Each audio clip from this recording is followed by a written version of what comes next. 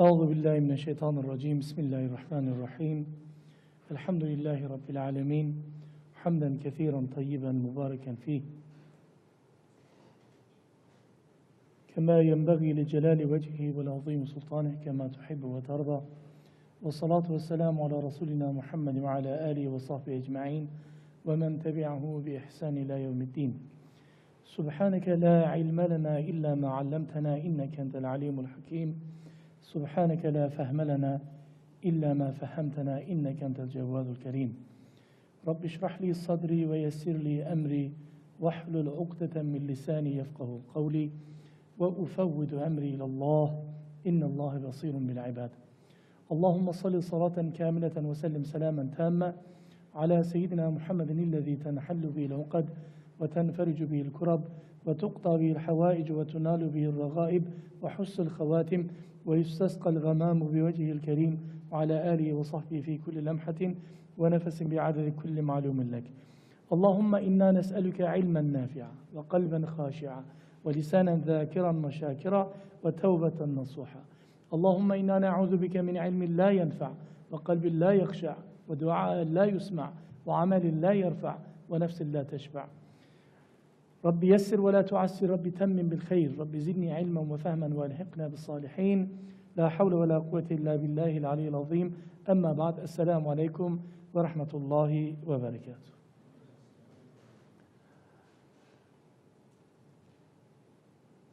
My respected brothers and dear sisters and everybody who's watching us over the internet, thank you and Jazakumullahu khairan kathiran for joining us this evening at Kurkcu Islamic Center for our second Friday night live, a talk entitled Islam, the Misunderstood Religion. Inshallah, last week we made some challenging comments. I'm going to just recall some of them and perhaps reiterate them to you briefly until we are back on track again. Islam is caught in between two types of enemies. One is a real enemy, that is the enemies of Islam. And the second type of enemy is jahala, ignorance amongst the Muslims. Islam is a stranger amongst its adherents in this world, today, in this day and age. We do not know Islam. So Islam to us is misunderstood. We don't know what Islam is. Of course, the enemies of the deen of Allah subhanahu wa ta'ala since the beginning, they do their bids to confuse the people, to project the image of Islam to them in such manner that they stay in control and Islam is behind the curtains, behind the walls. This is the nature of things. The first teacher, my first teacher in this mosque when I was about 13 years old, Sheikh Shifa Turkman, may Allah give him long life, he's still alive in the city of Kayseri in Turkey. He said when he finished Islamic high school, he went to the first Islamic institute in Turkey after the establishment of the Republic. And the registrar of this institute was a very old man, one of the old scholars left from the Ottoman era. He was giving our graduation certificates after 3 years of study with him.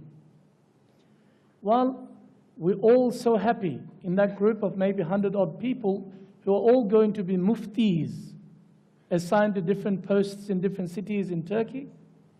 This man, he was crying, the old man, the alim, the scholar. They said, "Why are you crying?" He said, "My sons, all of you now are the most learned amongst the people in this country. People will come to you with their problems, with their issues, asking for fatwa. But he says, Wallahi, by Allah, if you just went back before the Ottoman state collapsed, the worst possible Muslim, the drunkard Muslim, in the streets of Istanbul, they knew more of their deen than you could ever imagine yourself. They knew Islam more than you could ever learn. As the time passes, that was for that era. As the time passes, what is the condition of the Muslims of today? Stooges in the hands of their nafs, jahala, ignorance. Hubbud dunya is completely engulfed them. They are more worried about the materialistic future of their children and themselves than their akhirah. So religion is an extension of the culture. Religion is something that you wear on special occasions like a white topi, a white galabiya, on special occasions like mawlids, and you attend. Religion is not actually part of us.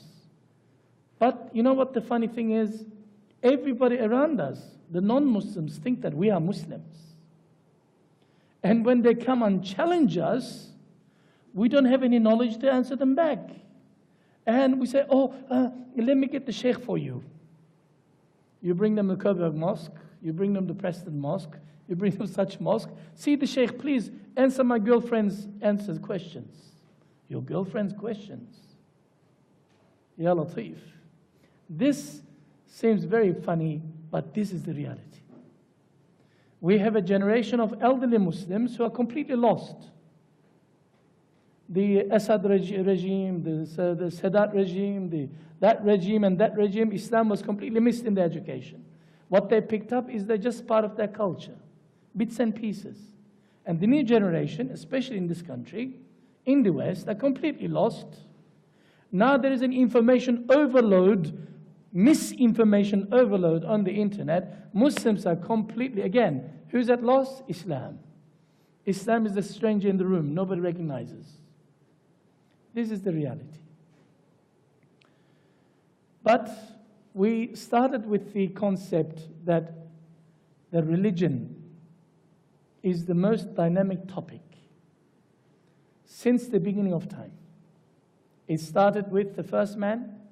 In every culture, in every nation, in every society, in every tribe, every household, there will always be the discussion on religion. There are religions and there are religions. Islam is amongst those top world religions. We say we are Muslims, alhamdulillah, Islam is the best.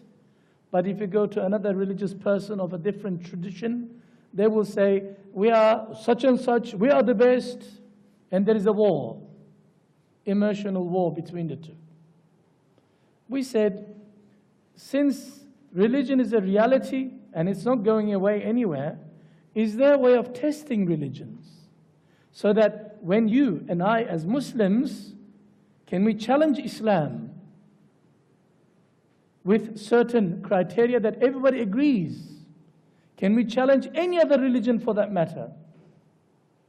Since the coming down of borders with globalization in the world, people now in contact with other cultures, threatening cultures. I've seen so many Buddhist, Taoist Chinese turn free thinkers, or turn into Christianity, or turn into something else. The dominant culture, imperialist culture, also brings their religion and enforces them to people, and people believe. And people look at their ridiculous beliefs, they say, well, this religion is better than mine. Now, since the borders are removed, how about Islam? Do we believe in Islam because Islam was handed to us through our forefathers? Or do we believe in Islam because Islam is the truth? This is the question. What is Islam in the minds of Muslims? And what is Islam in the books?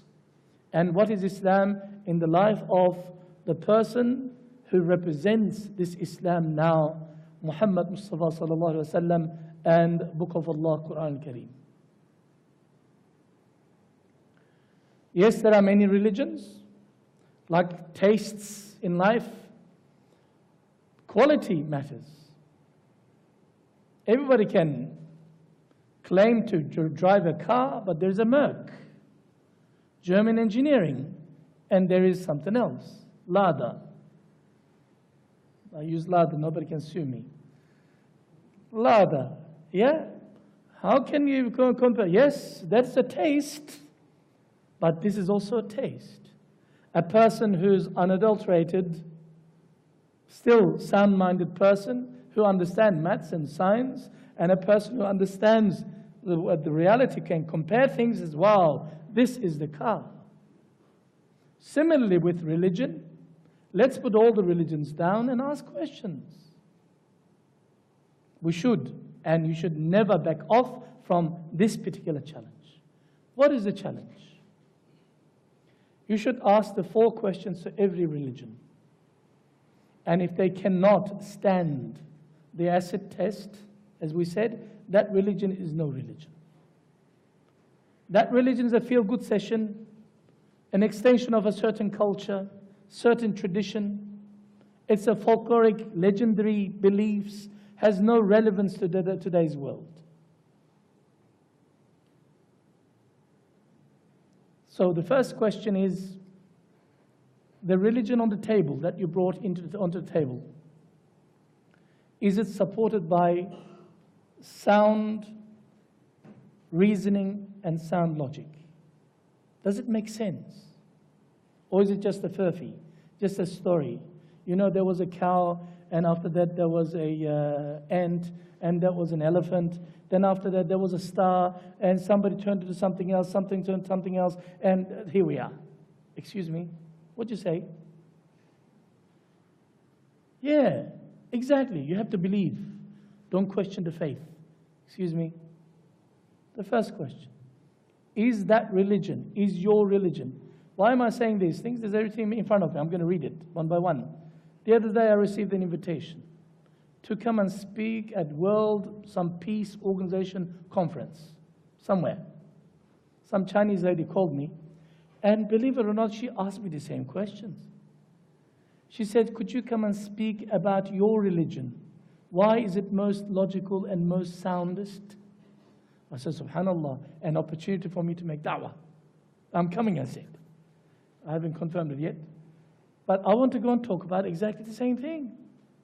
So the religion that you are purporting to support and follow, is it based on some sound, clear logic first?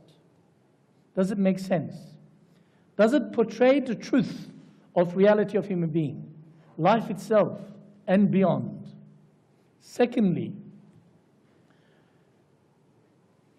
does your religion capable of explaining the truth as a whole, or does it only give a partial and incomplete view of the truth or reality? Because if you were to follow and study each religion, you would find an element of truth, element of wisdom, element of something there.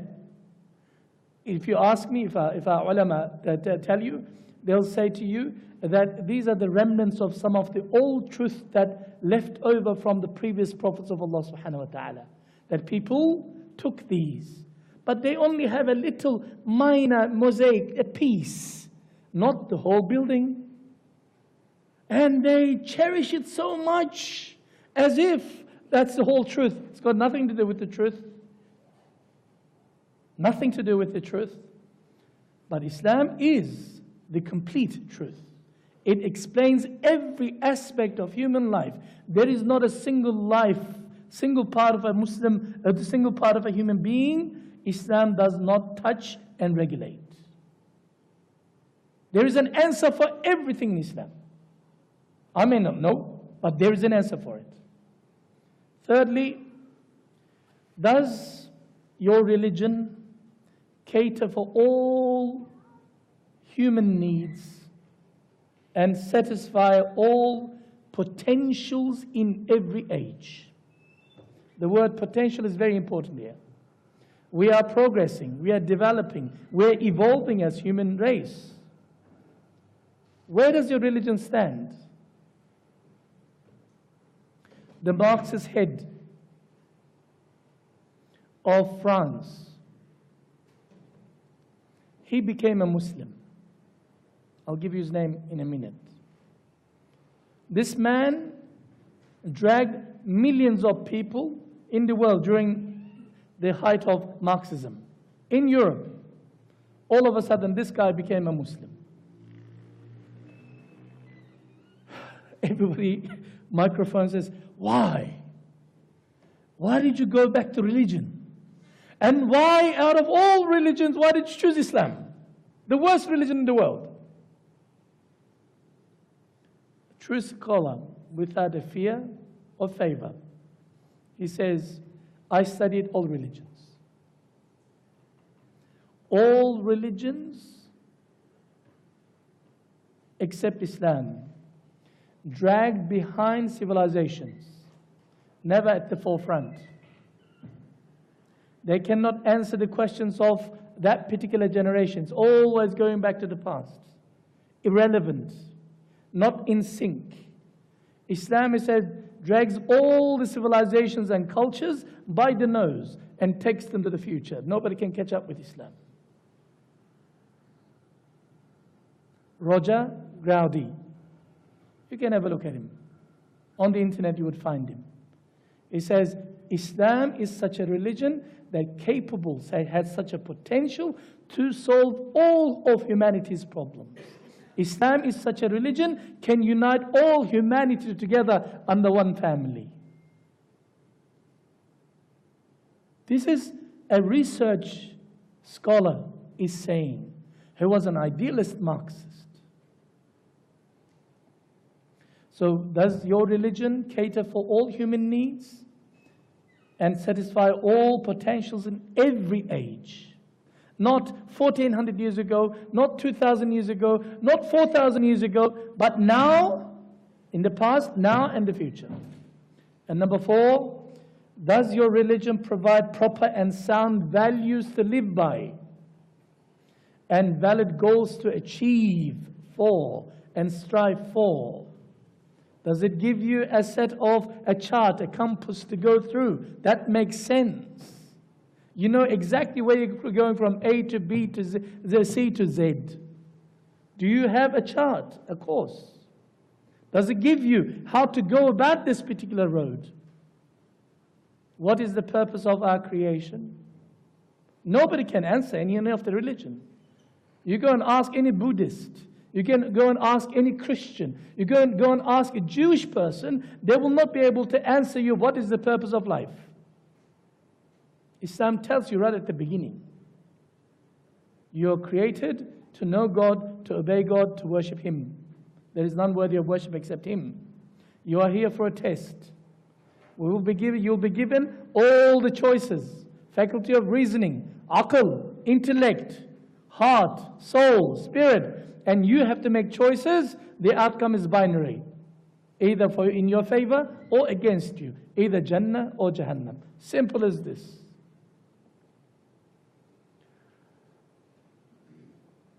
When you look at some of the religions of the world, we said some of them are childish. You even laugh at them.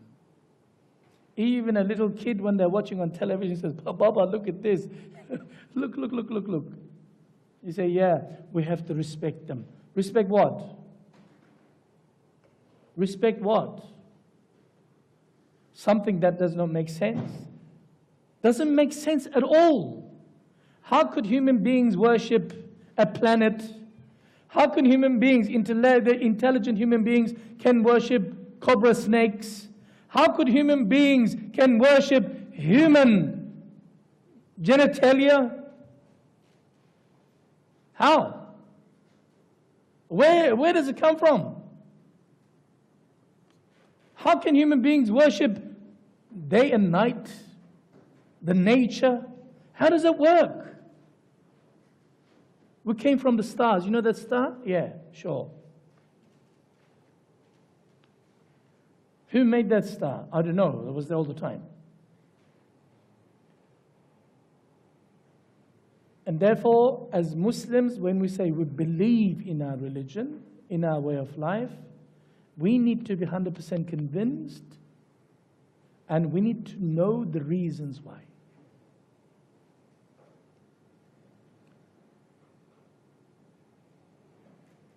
Regardless of the challenges that is put before us, as Muslims, we should always be ready to answer all of those questions. First, primary belief that you must have, Islam is a complete religion. Islam is the soundest religion. Islam is a universal religion. Islam is the first and the truest religion of all humanity since the beginning of mankind. Islam is not a new religion. Islam is the religion of all prophets of Allah subhanahu wa ta'ala. Islam is not the name of the religion that was revealed to Muhammad sallallahu alaihi wasallam. Although Quran says, I have named it Islam, but if you were to study Quran, you would find that Allah subhanahu wa ta'ala wanted exactly the same things from all the other Anbiya alayhimus salam since the beginning of time. The practice of every Nabi was to call people to worship Allah as one and live their lives according to certain guidelines given by God Almighty, and avoid certain harms, prepare themselves for their eternal abode. Remember Him constantly, have their connection with Him and the environment. Every prophet came with the same message. النَّبِيُّونَ الَّذِينَ أَسْلَمُوا, says Allah subhanahu wa ta'ala. All of the prophets of Allah, Aslamu, they became Muslims, Islam. They're all Muslims. Nabi sallallahu alayhi wa sallam did the same. Nuh alayhi salam did the same. Ibrahim alayhi salam did the same. Musa alayhi salam exactly did the same. 124,000 plus prophets, all of them without exception, came with the same basic message. And we are an extension of this. So therefore, Islam is the property of humanity, not the religion of the Pakistanis, or the Indians, or the Indonesians, or the Turks, of course the Turks, or the Egyptians, or the Arabs, nothing to do with it. It is your birthright, species right, if there is such thing, such word. Islam is your religion. The only thing that is that you don't know your religion. You take things for granted. That's our problem. That's a complete different issue. But at least you should know what your religion is, what you're believing in, instead of feeling so insecure, so much so that you're forced to, compelled to, follow the dictates and teachings of the dominant popular culture.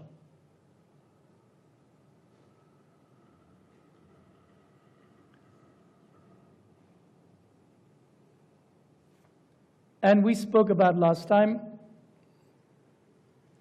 that it is impossible for humanity to know other prophets of Allah subhanahu wa ta'ala without Islam. No research scientist in religion, no researcher in religion who is unbiased, sound-minded, would ever argue that the Bible that we have, the Torah that we have in our hands today, is the original document. None of them will say. They say in meaning. In spirit it's the same. Literally it's not. What language did Jesus alayhi salam speak? Does anybody speak today? How about Musa alayhi salam? Hebrew. Oh yeah, that's what you think. Yeah? Where is the originals? Nothing. The only religion that is standing the acid test of this time and the times before is Al-Islam. Why? The last prophet of Allah, last messenger of Allah, Khatam al-Nabi and Muhammad Mustafa sallallahu alaihi wasallam's life is before us. In its absolute minutest detail. Everything's before us. But I don't know anything. Go and learn. It's recorded. We are a tradition of learning.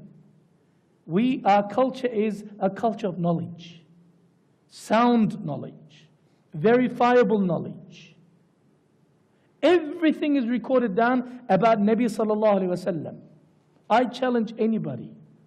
Nobody can bring me a historical figure, even 50 years ago, even now, where the life of a person is recorded down to its minutest details from his personal life, his family life, his intimate life, his environment, societal life, as a politician, as a governor, as an administrator, as a commander, as a father, as a grandfather. Everything is detailed and it is in our hands. Why? Because Allah says, you are my representative, you are a role model for people to follow. And I preserve Quran. Since you are the interpretation of the Quran, I will also by extension preserve the Sunnah of Rasulullah sallallahu alaihi wasallam. Quran. I'm not saying this. Non-Muslim scholars are saying that Quran is preserved in its pristine quality. If we were to claim that Quran is preserved in its pristine quality, people might say, come on man, because you're Muslims, you're saying it. No. Even non-Muslims. We have copies of the Quran in our hands today that was written originally during the time of the companions. There is one in Topkapı Museum in Istanbul. There are many, by the way. The nuskha, the copy, right at the end, has the signature of Ali karramallahu wajhah. It says,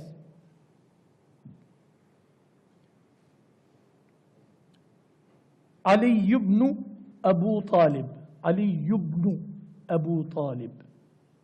This, with the modern grammar, is absolutely wrong. But the archaic grammar, that is the grammar of the time of Nabi sallallahu alaihi wasallam, this is a perfect grammar. You can check carbon testing, whatever they call it. They're on the paper. The ink. They can determine the age, exact age of that particular paper. It's open challenge. You compare that Quran with every other Quran in the world today, it is exactly verbatim the same. Word for word. Wow. Would you be able to say the same thing to the other books, texts that is in the hands of other people? So-called religions? Nothing. Nothing. A challenge.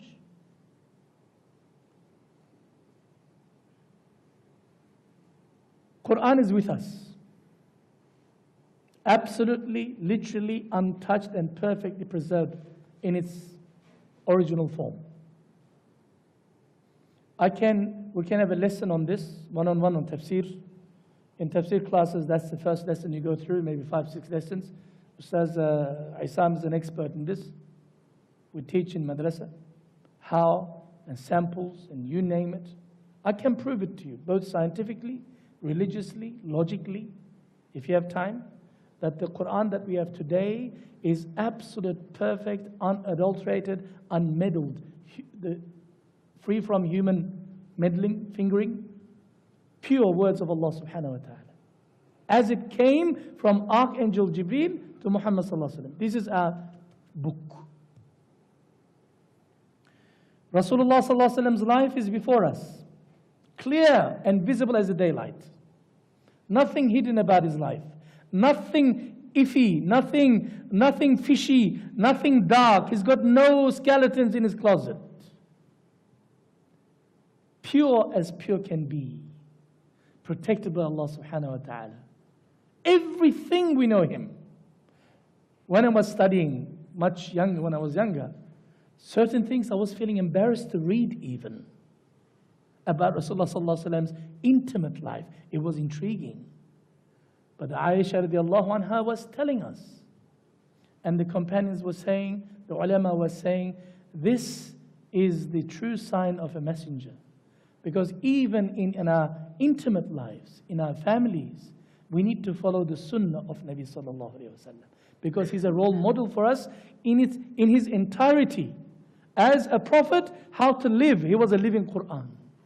Khuluquhu Quran. Aisha radiallahu anha, they came to her and said, Ya Aisha, Ya Mu'mineen, mother of the believers, could you please tell us about Rasulullah sallallahu alayhi wa sallam? This is after Rasulullah sallallahu alayhi wa sallam passed away. She said, haven't you read the Quran? They said, yeah, we do every day.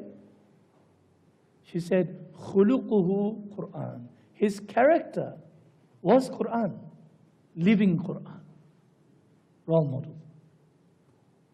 وَمَا يَنْطِقُ عَنِ الْهَوَىٰ.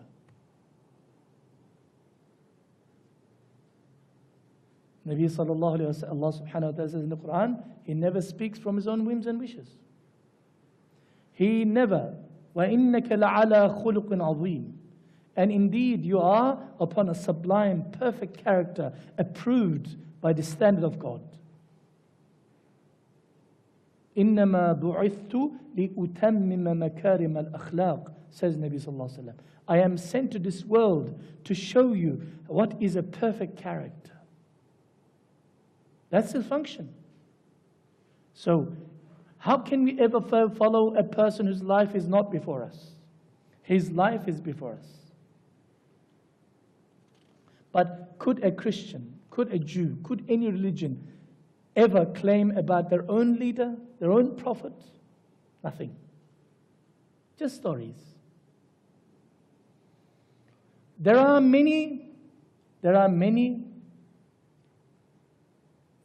previous news in the books of old scriptures. This is not our claim. Both in Torah as well as in Injil. In the Bible and the Torah, Allah subhanahu wa ta'ala says, I'm going to talk about this in a minute. Do you know how many priests and rabbis converted to the deen of Allah subhanahu wa ta'ala, Islam? By the thousands. The ones who are unbiased, who were sincere, who did not have much to lose in terms of political power, sincere to God, when they saw Rasulullah sallallahu alaihi wasallam, says, that's him. That's him. And immediately, how did they get this news? Who told them? They watched it on CNN, ABC, or was it in the fitna book? None of them. Where they got it from their own books. Dead Sea Scrolls, you heard of them. Early 1940s, 47 I think, was discovered in some cave in Qumran, 1947 to 1956, in some pots, some old parchment, written by one particular Jewish sect, talking about what Injil, what Torah contained. And in it, again, there are news about Muhammad sallallahu alaihi wasallam. Some of these parchments went to America, some stayed in Urdun, Jordan, and some stayed, definitely a large part, in Vatican. There are sections within the Vatican libraries where the other priests are not allowed to go. Only the top priests are allowed to go. There is a particular character in our culture called Ibrahim ElMotivori, the first person who brought the printing press to Turkey, the Ottomans, in the last era. My Shaykh As'ad Effendi, rahmatullah alayh, he says he did his thesis on this. They introduced him as just a man who became a Muslim and wrote a book about Islam. When he began to study his life, he noticed that this man was a very learned scholar, a very high priest. He says, after discovering the hidden books of the Vatican, he was a Catholic priest. which were forbidden for us to read and study, I discovered Muhammad Mustafa sallallahu alaihi wasallam, the Prophet, and he said immediately became a Muslim. And he wrote about responses to these Christian priests.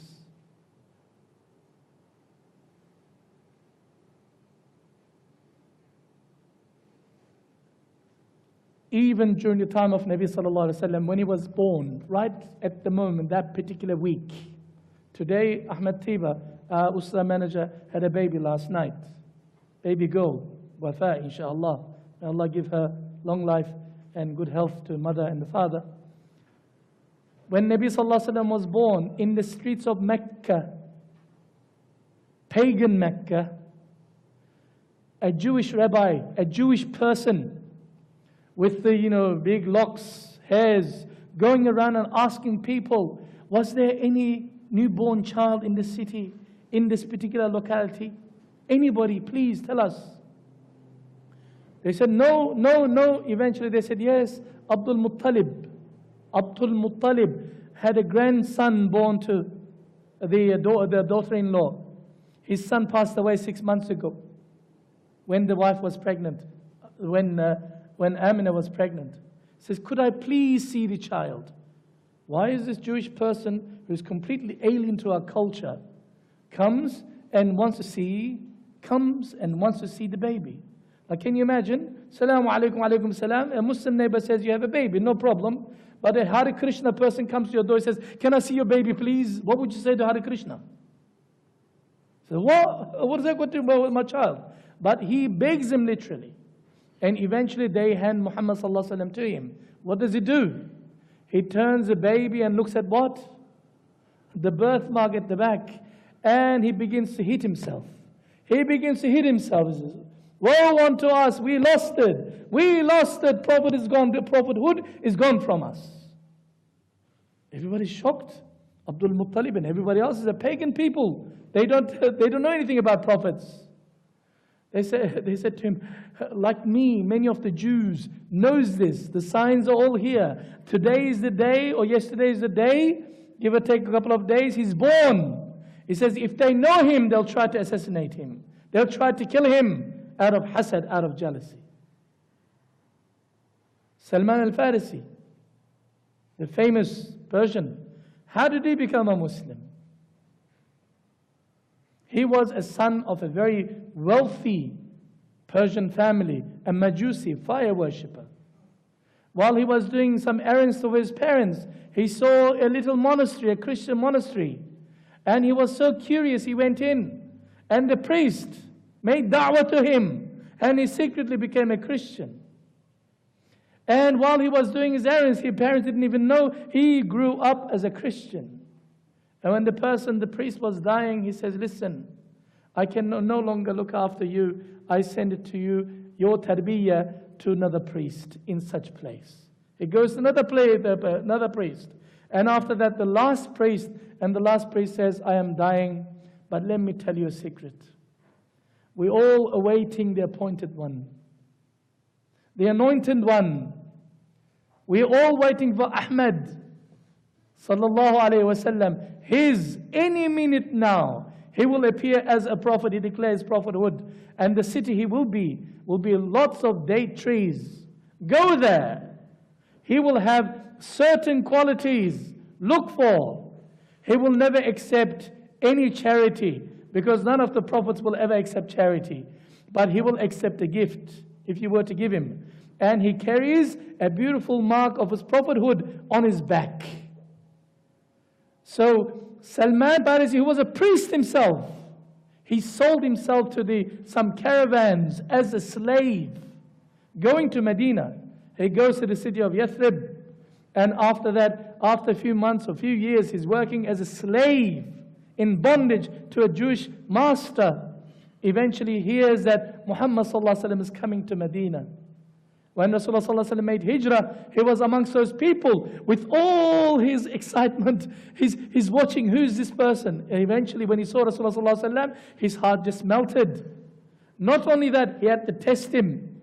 What he did from his master's the garden, he brought a bunch of fresh dates in a plate. and gave it to Rasulullah sallallahu alaihi wasallam. He said, "O Prophet, please have some." Sallallahu alaihi wasallam asked the first question, "What kind of fruit is this? Is this a gift or a sadaqah?" He said, "This is charity. Sadaqah." Nabi sallallahu alaihi wasallam says, "It is not allowed for me to have, but give it to the people, fuqara around me." He says the first tick. The following day he comes with another bowl. He says, "What is this?" He says, "This is a gift." He says, "Okay." He takes one, eats one, and gives the rest to others. But at that moment, Nabi sallallahu alaihi wasallam says, "Come closer." What is it that you come closer? He takes his rida, his garment off from his back. He says, "Are you looking for this?" When he saw that, can you imagine what happened to this scholar, Salman al-Farisi, a priest, immediately accepting the deen? Did Rasulullah sallallahu alaihi wasallam bribe him? Did Rasulullah sallallahu alaihi wasallam try to convince him? Where did he get this news from? It was in their books. There is another scholar, a rabbi, one of the most respected amongst the Jews of Medina, Abdullah ibn Salam, radiyallahu anhu. He also did the same thing. When he came and looked at Nabi sallallahu alaihi wasallam's face, he says, "This is not the face of a liar. This is not a face of a kadhab."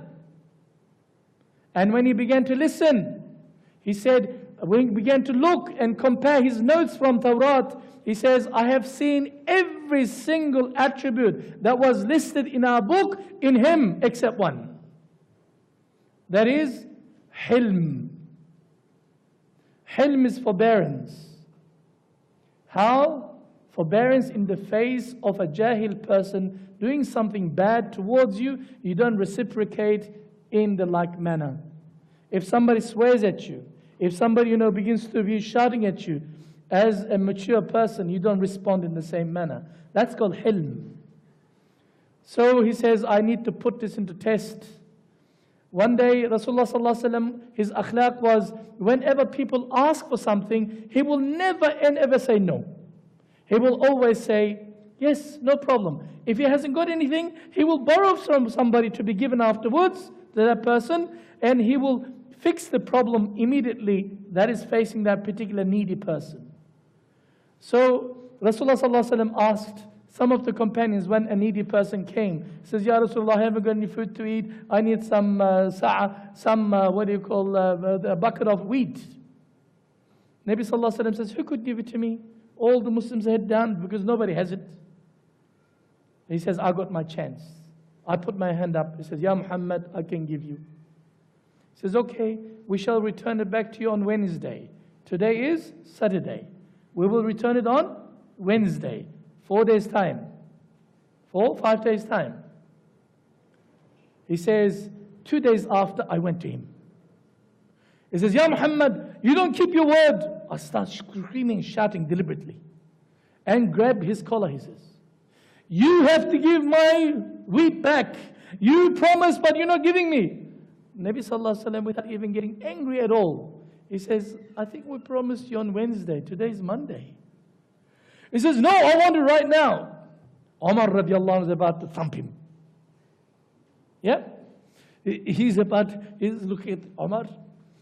Then Rasulullah sallallahu alaihi wasallam says, hold on. Ya Umar, do we have any available for us, a bucket full of wheat that we borrowed from him? He says, "Yes, Ya Rasulullah." He says, "Give it to him. And give him double." He says, "Why?" Umar radiallahu anhu says, "Why? Because you scared him. He was asking for his haqq, his right, what we owed him, and you scared him. That's not right." He says, "You give him an extra." So they went around the corner near the warehouse, and Umar radiallahu anhu so angry still with him, and Abdullah ibn Salam began to speak. He said, "Ya Umar, do you know who I am?" He said, "I don't know." He was some Jew, because Umar radiallahu anhu was from Mecca, and Abdullah ibn Salam is from Medina. He says, "I am Abdullah ibn Salam."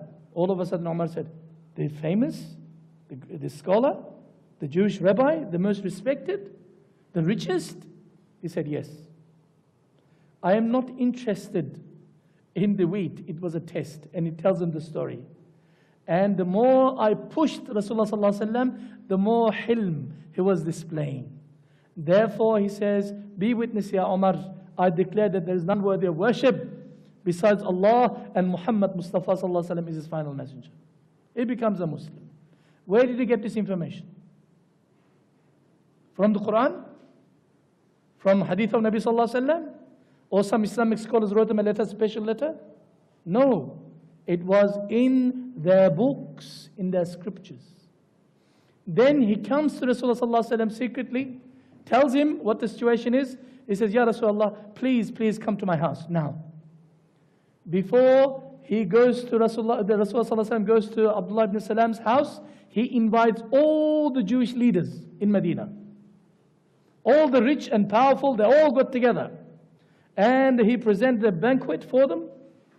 The banquet is over there, they haven't come in yet. He says to Rasulullah sallallahu alaihi wasallam, Ya Rasulullah, come and hide behind this curtain, this veil. Nobody can see you. I want to test them, I want to tell them something. When Rasulullah sallallahu alaihi wasallam is hiding, people walked in. All the rich and famous, and they're respecting, they've been honored by the invitation of this great scholar, Rabbi Abdullah ibn Salam. Then Abdullah ibn Salam says to them, what do you think of me? They said, you are the best of Bani Israel in Medina. You are the most learned, the most generous, the most knowledgeable, the most learned scholar amongst us. How about my family? You're the best, your family is the best from since the beginning. We've never seen anything wrong from you. You are our head. Second question he asks, what do you think about this guy, Muhammad sallallahu alaihi wasallam? They say, we know that he is the one. We know that he is the one. But of course, we can't accept. We are the Jews and they're the Arabs. Cousins. Dirty cousins. Yeah? They are the Arabs. They're Ishmael's son. We don't want to do anything to do with them. We know that he is the Prophet. Are you sure? He says, of course, we know him more than everything else. It's all written in our books. They're arguing. Right at that moment, Abdullah ibn Salam says, Ya Rasulullah, please come out. He comes out. As soon as they saw Rasulullah sallallahu alaihi wasallam was listening to their conversation, they said, Ya Abdullah ibn Salam, you are the worst, and you are the such and such. And they start swearing at him, they blaspheming him, and they all left. In the Quran, Allah subhanahu wa ta'ala says, Ya Muhammad, Ahlul Kitab, the Jews in particular, they know you more than they know their own sons, that their sons are their own sons. They are 100% sure that you are the messenger of Allah, but they don't believe. They're not very sure the child that they have in the house, the son, the guy with the curly hair, yeah? They don't know whether that is his own son or not. Maybe wife did something else behind his back. Abdullah ibn Salam. For centuries, I can tell you hundreds of stories. The question I'm asking, where did these people get that information from? From Googlepedia, Islamicpedia or something? No. In their books. Islam is my choice. Very famous book that was printed by the millions when I was much younger. One particular Aisha Begum Foundation, India or Pakistan. Why Islam is my choice? Why did I accept Islam? Stories galore of these people. In that particular book, with photocopies, nicely printed, of even the Hindu scriptures, even the Iranian scriptures, all scriptures, they talk about Rasulullah sallallahu alaihi wasallam's coming. He is the messenger of Allah. What does Allah subhanahu wa ta'ala say about Rasulullah sallallahu alaihi wasallam coming in Surah Al-Saf? He says, Bismillahir Rahmanir Rahim, وَإِذْ قَالَ عِيسَى ابْنُ مَرْيَمَ يَا بَنِي إِسْرَائِيلَ إِنِّي رَسُولُ اللَّهِ إِلَيْكُمْ. O the children of Israel, I am a messenger unto you. Inni, verily, Rasulullahi ilaykum. To you only, not the whole world, to the children of Israel. Musaddiqan lima bayna yaday. And I'm here to confirm what you have in your hands already. وَمُبَشِّرًا بِرَسُولِ يَأْتِي مِنْ بَعْدِ اسْمُهُ Ahmad. And I am here to confirm what is in your hands, also to give you the glad tidings, good news, the coming of a Nabi of Allah, a messenger of Allah, whose name is Ahmad. In the Dead Sea Scrolls, this verse was there. In their teachings, the forbidden books, this is there. In the modern scriptures, they translate it as Holy Spirit coming back?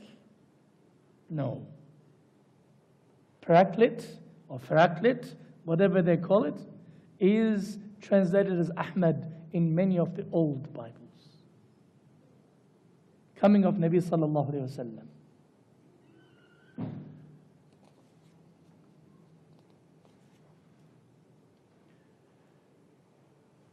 Islam, this is Islam. This is not a common, run-of-the-mill religion. It is not an extension of someone's culture. It is the true legacy of humanity since the beginning of time. The true deen, true religion of all human beings. Islam is the first and the final religion. That is why we believe. The only religion where all the messengers of Allah subhanahu wa ta'ala, all the prophets of Allah subhanahu wa ta'ala took a promise, a covenant, signed a contract with who? Allah subhanahu wa ta'ala. That if this prophet were to appear in their time, they will stand by that prophet and support him. Nothing else. What's your dalil, Shaykh? In the Quran. Surah Ali Imran, the verse, what verse is it? 81. Ali Imran, 81. I'll translate it to you very quickly so you can understand that how the whole picture is connected to one another. All chain of prophets are connected to one another, especially in relation to our Prophet Muhammad sallallahu alaihi wasallam. Allah subhanahu wa ta'ala says, Bismillah ar-Rahman ar-Rahim, وَإِذْ أَخَذَ اللَّهُ مِيثَاقَ النَّبِيِّينَ. And when Allah made a covenant, a contract, through the prophets, what was that contract? The contents of the contract. لَمَا آتَيْتُكُم مِّن كِتَابٍ وَحِكْمَةٍ ثُمَّ جَاءَكُمْ رَسُولٌ مُصَدِّقٌ لِمَا مَعَكُمْ لَتُؤْمِنُنَّ بِهِ لَتَنْصُرُنَّهُ. Here. Certainly, says Allah subhanahu wa ta'ala, I have given you book of wisdom. Then a messenger comes to you verifying that which is with you. You must believe in him and you must aid him. فِيهَا كُتُبٌ قَيِّمَةٌ. What does his book say? Confirming what is in your hands. Correct? Contained everything that you have in his book. What does he want? When that messenger comes to you, verifying that which is it with you, in your hands, you must believe in him and you must give nusra, give nasara, help, aid to him. What did the Prophet say? All of them. قَالَ أَأَقْرَرْتُمْ وَأَخَذْتُمْ عَلَى ذَلِكُمْ إِصْرِي. Allah subhanahu wa ta'ala said, do you affirm and accept my compact, my covenant in this matter which I conclude with you? Allah is asking them, do you accept such a covenant as part of your prophethood? قَالُوا أَقْرَرْنَا. They said, all of the prophets, we do affirm, Ya Rabbil Alameen. قال سبحانه وتعالى قال فاشهدوا وأنا معكم من الشاهدين. Then Allah subhanahu wa ta'ala said, then bear witness. Then I too am of the bearers of witness with you. Here. Yes, this is an evidence from our book. And if you were to be unbiased and look at it objectively, like a research scientist, without any prejudice, you would conclude exactly the same things. You go and study all cultures.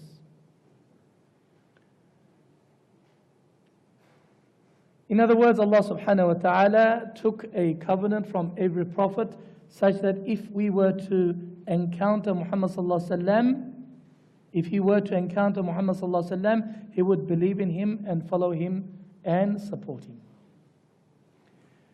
Another ayah in the Quran again. Look what it says about Ahlul Kitab. Bismillah ar-Rahman ar-Rahim. قُلْ يَا أَهْلَ الْكِتَابِ تعالوا إلى كلمة سواء بيننا وبينكم. This ayah is the biggest blow to this nonsense called interfaith dialogue. Biggest blow. Allah subhanahu wa ta'ala says, say ya Muhammad, O followers of the book, people of the book, come to an equitable proposition between us and you, something that we can all agree on. A proposition. What is that proposition? أَلَّا نَعْبُدَ إِلَّا اللَّهِ وَلَا نُشْرِكَ بِهِ شَيْئًا. The basic essence of the teaching of all prophets. What was that? That we shall not serve any, we shall not worship any except Allah, that we shall not associate any with Him. So when you go to an interfaith dialogue, you should stand up and read this ayah and walk out.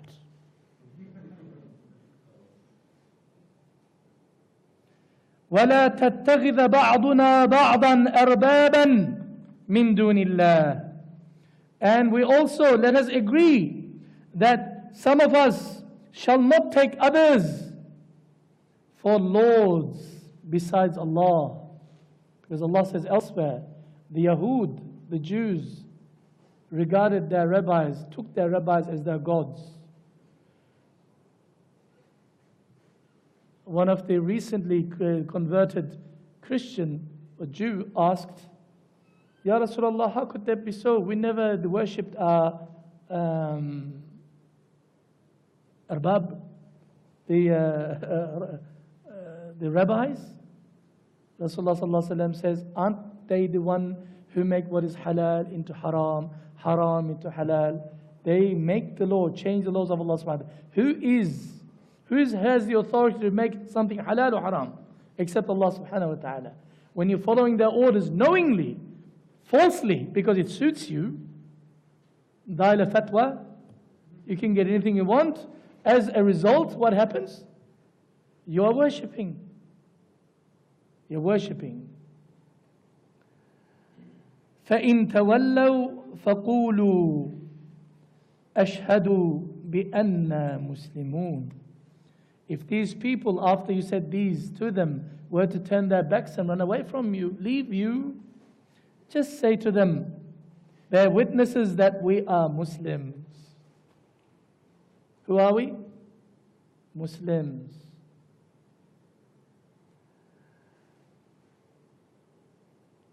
Nabi sallallahu alaihi wasallam in a Sahih Hadith in Muslim says, there is not a Jew nor any Christian who hears about me as a messenger and does not believe in me and to that which I have brought, that is Quran, except that Allah subhanahu wa ta'ala must throw him into the fire, Jahannam. But we're all religions. Yeah, sure, I respect you, but this is what Nabi sallallahu alaihi wasallam says. What am I going to do? Change him? I am more merciful than Nabi sallallahu alaihi wasallam. In other words, I presented deen to you in pristine quality. I put all the arguments to you. Out of absolute stupidity and stubbornness, obstinance, you reject the truth, like the Jews did. Remember, they said to Abdullah ibn Salam, yeah, we know that he's the one man, but we can't accept it because he's not a Jew. And we can't accept him, he's not British man. Why not? He's a South African. But doesn't matter, they speak English. No. They speak with a different dialect, not our culture. Therefore, we reject.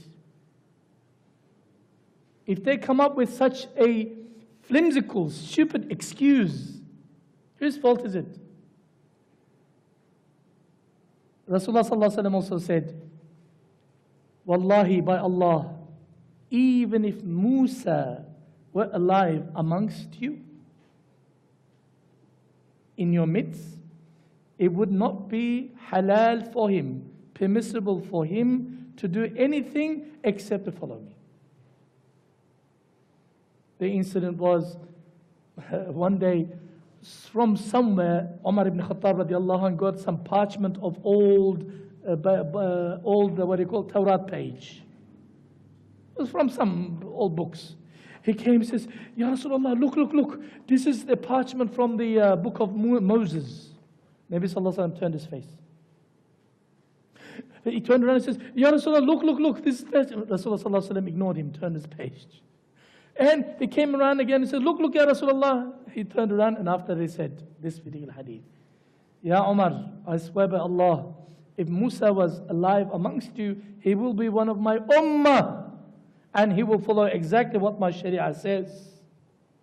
All the religions of Allah subhanahu wa ta'ala are completely abolished. This is the updated religion of Allah subhanahu wa ta'ala.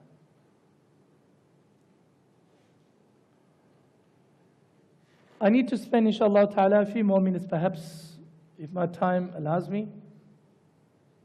Oh, I've got 1 minute. 10? Okay. Usra manager says 10, I've got 10.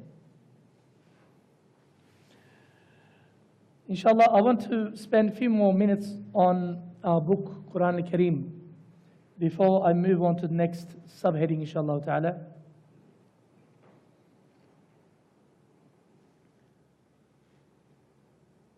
One of the most important things that a Muslim should believe, that Quran is all-comprehensive book.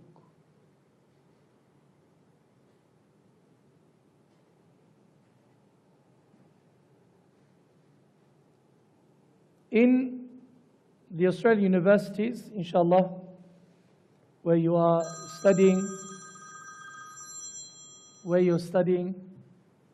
one of the things that they pound into your heads, minds constantly is the notion of secularism.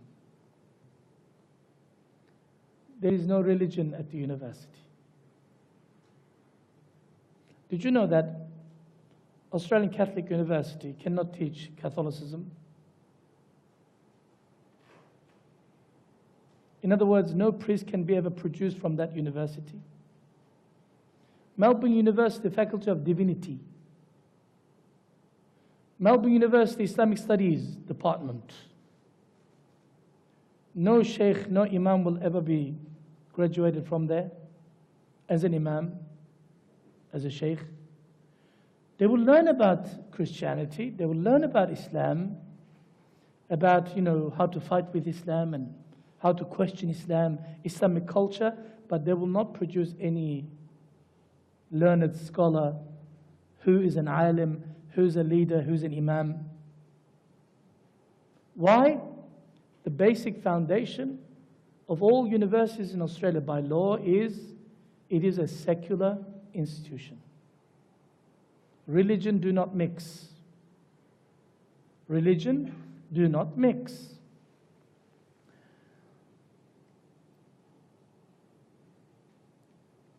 But it will be, this particular concept will be implanted in your hard drive, your minds, without you knowing, through their method of teaching, through the way they imply. They put this secularism into your head. But as a Muslim, you need to put an antivirus in it. Because if you begin to believe like them, then you separate real life from the deen. That is not Islam. Then your iman is in danger. Because Islam is everything. 24 hours is Islam. 24/7 is Islam. Whatever you do is Islam. Submit to dictates and guidelines given by Allah subhanahu wa ta'ala in halals and harams. Fard, wajib, sunnah, haram, makruh, mubah, mufsid. Yeah? All we know, af'al al-mukallafeen. Not a problem. This, you need an antivirus into your hard disk first, into your computer. That antivirus is Quran. When these viruses attack your system, if you know your Quran confidently, if you understand Rasulullah sallallahu alaihi wasallam confidently, if you know your Islam confidently, you shall be protected from this virus. Otherwise, your name could be a Muslim. You might even do some of the rituals of a Muslim, but your heart will be secular. Very dangerous.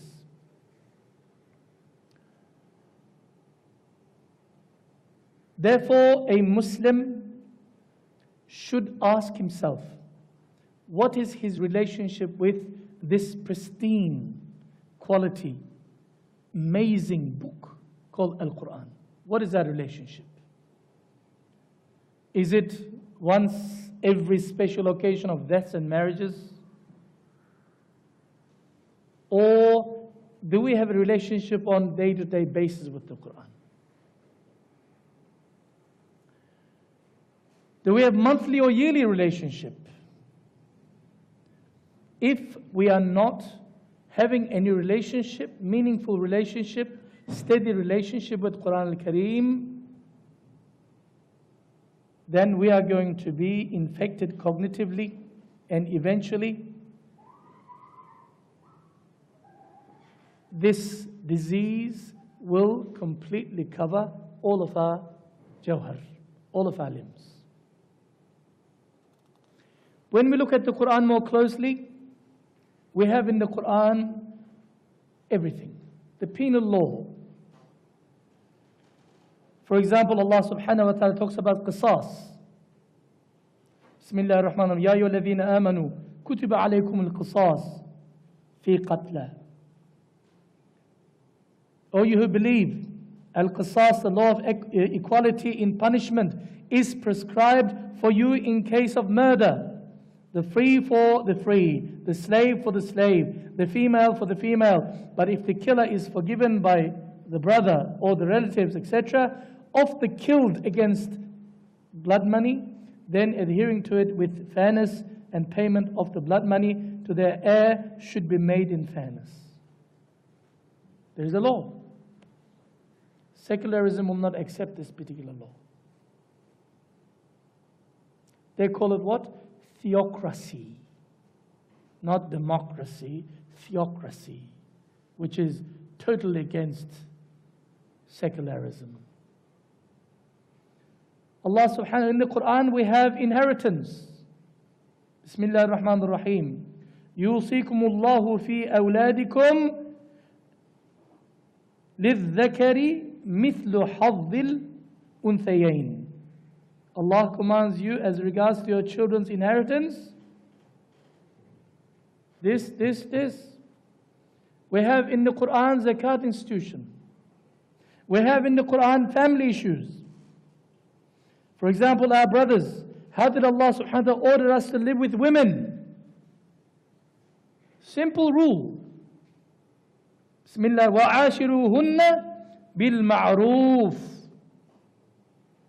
Live with women in a nice, beautiful way, according to the customs. Even bringing up children is mentioned in the Quran. One full page in Surah Al-Luqman talks about the tarbiyah method of father to son, of raising children. Allah subhanahu wa ta'ala says, Ya ayyuhalladhina amanu, qu anfusakum wa ahlikum nara. O you who believe, protect your children falling into Jahannam, yourselves and your children from into Jahannam, whose fuel is what? Rocks and human beings. Even fun is mentioned. Having fun? Excuse me, religion, fun? Haram, everything. No, listen. Fun is mentioned in the Quran. Allah subhanahu wa ta'ala says, Bismillah ar-Rahman ar-Rahim, قُلْ بِفَضْلِ اللَّهِ بِرَحْمَتِهِ فَبِذَلِكَ فَلْيَفْرَحُوا يَفْرَحُوا. Say, in the bounty of Allah, in the mercy of Allah, in that let them rejoice, have some happiness, fun. Every aspect of life has been covered in the Quran, but not the specifics. Everything is dealt in general rules, but not the specifics, except in very few issues. Because Quran does not deal with the specifics. It deals with general principles. For example, the ayah we just read before, Allah subhanahu wa ta'ala gave the guidance for us to live with our families, with our wives, with our spouses in the best possible manner, nicest possible manner. وَعَاشِرُوهُنَّ بِالْمَعْرُوفِ. Allah subhanahu wa ta'ala didn't say, buy a Ferrari car to her. Allah subhanahu wa ta'ala didn't say, bring her roses. In the Quran, Allah didn't say, bring her halawa al-jibn, baklava every night, mafruka, every night. Why didn't Allah subhanahu wa ta'ala specify? Because not every woman is the same. Our tastes are different. But when we say, be nice to me, definitions can sometimes differ. What is nice to this person may not be not so nice to this person. What makes this person happy may not make him fully happy, this person. But I don't know any woman who doesn't like roses and chocolates. So Allah subhanahu wa ta'ala left the specifics to what? The hadith and the sunnah of Nabi sallallahu alayhi wa sallam.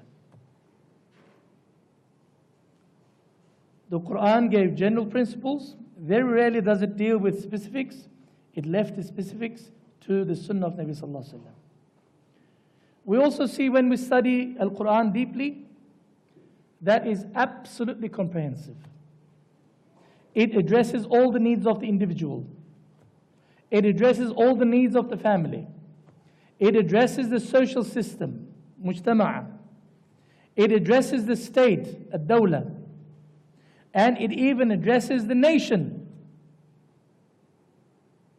It addresses the species. It addresses the animals, how we live, how the amana is. We are the representative of Allah subhanahu wa ta'ala. If you want to know how to build a nation, go to the story of Musa alayhi salam, and you will find 5 periods in which a nation is built. The first, when Musa alayhi salam took them from Egypt, when they were absolutely nothing, they were all slaves. First stage. And then, next step is to the biggest test, Red Sea. Opening up. Third, it's interesting. Allah subhanahu wa ta'ala has sent all the people, majority of the people, slaves were all people, into the desert for how long? 40 years. They were all dead before they came out. They were a newborn generation of brand new Muslims who knew nothing of slavery or Egypt or Red Sea. They were educated in the tarbiyah in the hands of the great Nabi Musa alayhi salam. New generation, pure generation. So Allah subhanahu wa ta'ala brought the youth in to bring out the nation. Then the struggle for Bani Israel, or the birth of Bani Israel, began once they came out of the Sinai desert. Stages of building a nation. How did Nabi sallallahu alaihi wasallam do? In 23 years, not 40 years, 23 years. He transformed the most savage people on earth to the most beautiful. Beautiful people this earth has ever seen. 23 years through this book. Being a just ruler or just leader is also mentioned in the Quran. Why do you think the end of Surah Al-Kahf is usually not allowed to be read in certain countries, Muslim countries? Because it talks about a just ruler called Zulqarnain. Because if the Muslim Arab leaders were to listen to the people reading, they're going to ask, just ruler, where are you? There'll be problems. Everything is addressed in the Quran. For Allah subhanahu wa ta'ala says, Bismillah ar-Rahman ar-Rahim, Ma farratna fil kitabi min shay'in. We have not neglected in the book anything. Not even a single thing. Everything to do with our existence, with the society, 21st century, 27th century, or 101st century, Islam provides answers for. We have to find that Islam. Inshallah, against all odds, I was reading the other day, Islam is still the fastest growing religion in the world. According to one particular survey, while the world's population is projected to grow 35% in the coming decades, the number of Muslims is expected to increase by 73%, from 1.6 billion in 2010 to 2.8 billion in 2050. In 2010, Muslims made up of 23.2% of the global population.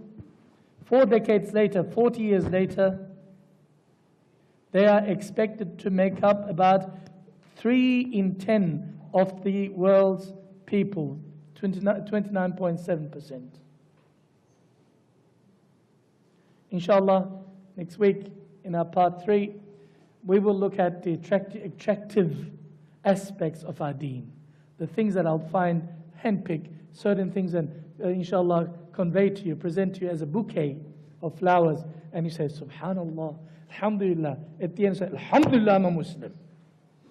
And instead of bringing him to the Shaykh, you would be able to answer some of the questions, inshallah.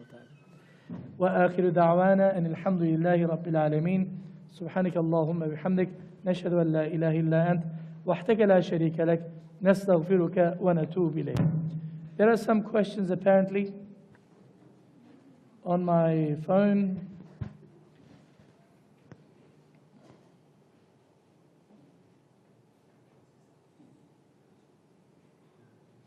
The question from a particular sister at the back.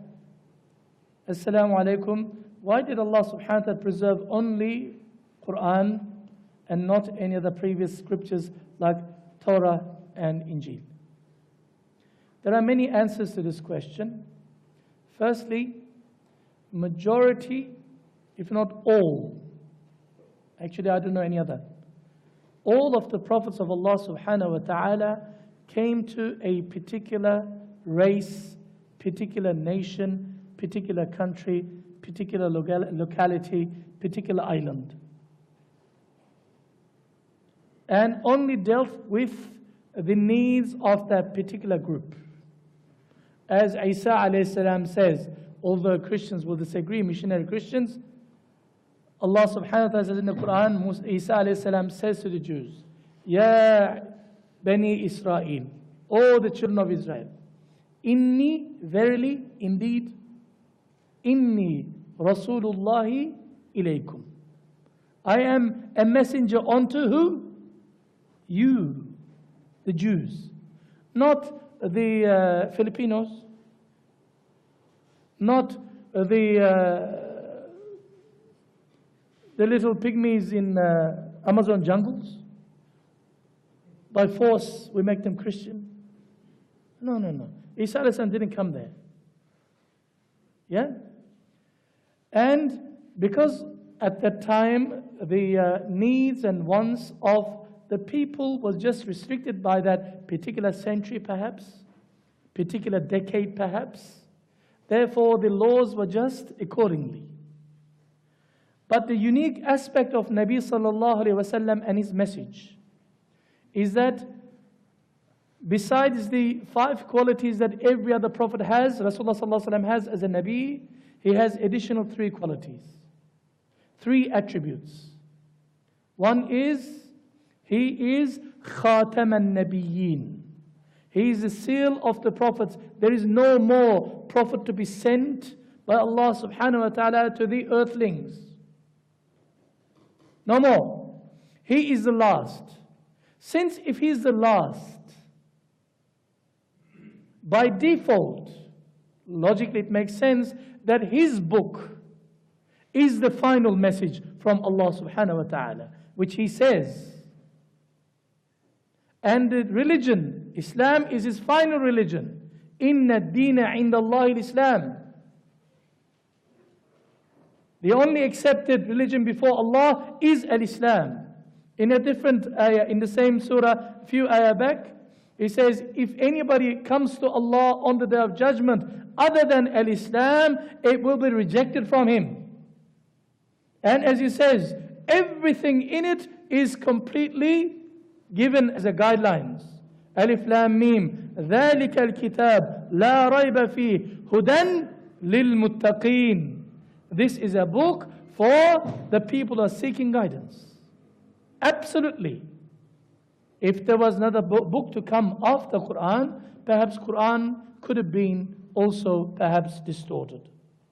But no, Allah says, we are the ones who reveal this dhikr, this book, and we shall be the ones who shall protect it from any human meddling. Nothing.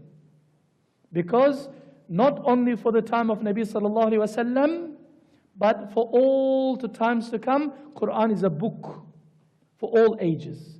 Muhammad Mustafa sallallahu alaihi wasallam is not a prophet, not the last prophet only, but he's not a prophet only for the Arabs or that particular Middle Eastern region, but he is Rasul al-Thaqalain. He is a messenger for both mankind and jinnkind universally. Every single person on the face of this earth, living now, and who shall live until the last day the world expires, is actually, whether they accept it or not, is part of the ummah of Nabi sallallahu alayhi wasallam. He is the one, final messenger. Therefore, it is logical to conclude that Allah subhanahu wa ta'ala preserved this book and the life of this messenger because he is the prime example to follow as guidance, rather than the other prophets of Allah who came for a small group which were more culturally, whatever, unique. Allahu A'lam. Allah knows the best. Yes, young man. A lot of us have many Muslim, non-Muslim people around us, like at school or uni or work, and a lot of these people have poisoned views of what the Quran is, or some of them don't even know it at all. So 2 questions from this. Firstly, how do we detox that poison mindset that they have? In other words, what steps do we take? What progression do we use? And also, how do we introduce and present this Quran to them, this perfect manual for humankind, to show it to them, show what a beautiful thing it is and what a beautiful religion Islam is? Jazakumullah khair al-jaza. Very good question. Right at the beginning of our discussion, we said we have a problem.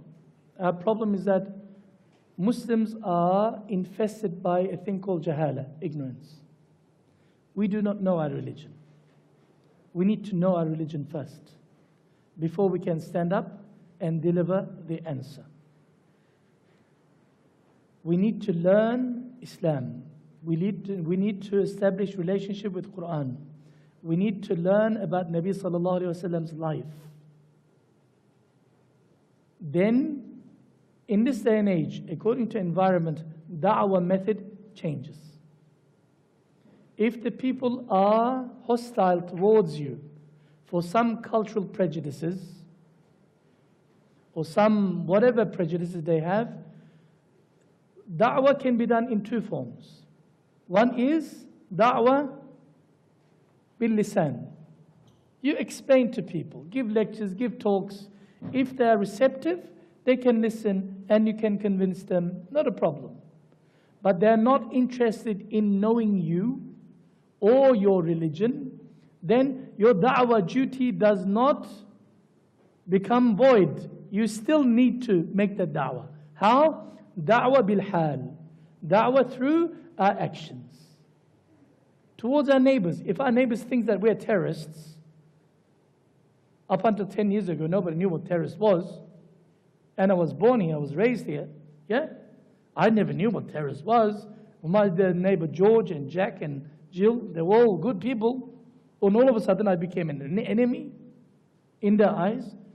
My duty to show them the beauty of Islam through my conduct, through my behavior, through my honesty, through my keeping my promises, looking after my environment, being a good example is the biggest form of da'wah. Nabi sallallahu alayhi wa sallam made da'wah in such manner. He was traveling with one particular person. One particular person. And that person was elderly. And the elderly person was giving nasiha to Rasulullah sallallahu alayhi wa sallam. He said, oh, I heard there is a young man called Muhammad in Quraysh. Don't listen to him. He is causing fitna in the people. He is the separating families from one another. He is this, he is this, he is this. All he's doing is bagging Rasulullah sallallahu alaihi wasallam to his face without knowing that he is Rasulullah sallallahu alaihi wasallam. He thinks that he's just a man. You know, they're just traveling together. It used to happen. But Rasulullah sallallahu alaihi wasallam behavior towards him was amazing. He was helping him, carrying him, serving him, feeding him. The elderly man. Amazing. And at the end, the old man says, I really like you. I say, amazing. He says, you're really good. Very, very good. He says, I'm so, but I don't know your name. What's your name again? He says, my name is Muhammad. And what did the old man do? Ashhadu an la ilaha illallah wa ashhadu anna Muhammadan abduhu wa rasuluh. I heard this from one particular professor. He was in the US. Actually, Professor Jamal Badawi, some of you might know, when he came here to give a lecture. He says, when Israel was clashing forces with the Palestinians at that time, and it was in the news, and one of the social scientist students or political scientist students came and wanted to interview me about Palestine. Palestine. And she's so interested. He says, please tell me about Palestine. I have to write what they call 2,000-word essay. I don't know anything about Palestine. He said, young lady, you would never be able to learn about Palestine without first learning about Islam. He says, no, I'm not interested in Islam. He says, I'm just interested in Palestine. Then Professor repeated the same thing. You can never learn anything about Palestine unless you learn about Islam. Third time. You know what she said the third time? She says, sir, I'm not interested in a country called Islam. I'm only interested in Palestine. The second part of the equation is the ignorance of the people who are outside of Islam. And yet it is their religion. Islam is their religion, whether they like it or not. They accept it or not. It is the true religion of the world, of humanity. Our job is to get rid of some of these misunderstandings. Islam, the misunderstood religion. How? When it requires for us to do da'wah bil qal, da'wah bil lisan, with our words, we make da'wah. Get up and defend and explain logically, without Bible bashing. When time comes when they are not receptive to words, with your actions, with your mu'amala, with your interaction with them, show the beauty of Islam, like Rasulullah sallallahu alaihi wasallam did. But in any case, our duty, our responsibility of da'wah is not removed from us. It is, unfortunately or fortunately, it's part and parcel of being a Muslim. We are da'wah-oriented people. There is no such thing as individual Islam. I look after myself. I don't want to use the word evangelistic, but Islam has to go out and present the da'wah in the best possible manner. بِالْمَوْعِظَةِ Allah subhanahu wa ta'ala says, hasana. With hikmah, with wisdom, and beautiful exhortations. Nicely. Appeal to their heart. Don't give up. Appeal to their minds. Don't give up. Don't get angry. He says, what kind of man I do? Don't you understand? Oh, become a Muslim now, right now. No, astaghfirullah. La ikraha fi din. Principle. You cannot compel anybody to become a Muslim. It is not allowed. If the guy doesn't want to believe, you can't force him to become a Muslim. You can't burn anybody at stake. Okay, I don't want to go into that part of the world. Enough? Any other questions?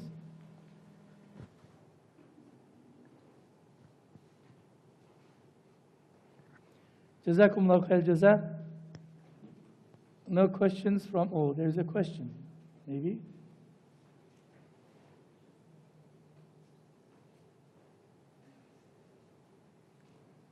Okay.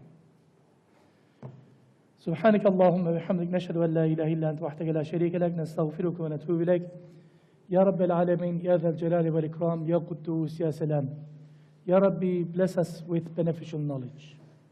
Ya Rabbi, bless us with practices that you accept from us. Ya Rabbi, purify our hearts. Ya Rabbi, bless us with the company of the Sadiqeen, Salihin and Siddiqeen. Ya Rabbi al-Alameen, allow us to live as Muslims in this life, and let us die as Muslims and come to you in a state where you are pleased with us. Ya Rabbi al-Alameen, all of the Ummah Muhammad, all of our loved ones, all of our children who have lost their path, Ya Rabbi, please bless them with the same. Ya Rabbi al-Alameen, allow us to be resurrected in the company of the Siddiqeen wa Shuhada wal Anbiya. Allow us to be united under the liwa al-hamd of your Nabi sallallahu alayhi wa sallam. Ya Rabbi al-Alameen, allow us to go through hisab so easy, mizan so easy, scales so easy, reckoning so easy. Ya Rabbi, allow us to pass over the Sirat in an enlightening manner. Ya Rabbi al-Alameen, allow us to enter Jannah bighayri hisab, behind your Nabi sallallahu alayhi wa sallam. Inshallah, Ya Rabbi al-Alameen, we beg you to make us neighbors and our loved ones to Muhammad Mustafa sallallahu alayhi wa sallam in Jannat al-Firdaus al-Ala. Ya Rabbi al-Alameen, bless us with your Jamal from Jannah. Allahumma aslih ummata Muhammad sallallahu alayhi wa sallam. Allahumma arham ummati Muhammad sallallahu alayhi wa sallam. اللهم تجاوز عن أمة محمد صلى الله عليه وسلم. اللهم اجعلنا من أمة محمد صلى الله تعالى عليه وسلم. سبحانك لا علم لنا إلا ما علمتنا إنك أنت العليم الحكيم والحمد لله رب العالمين. الفاتحة.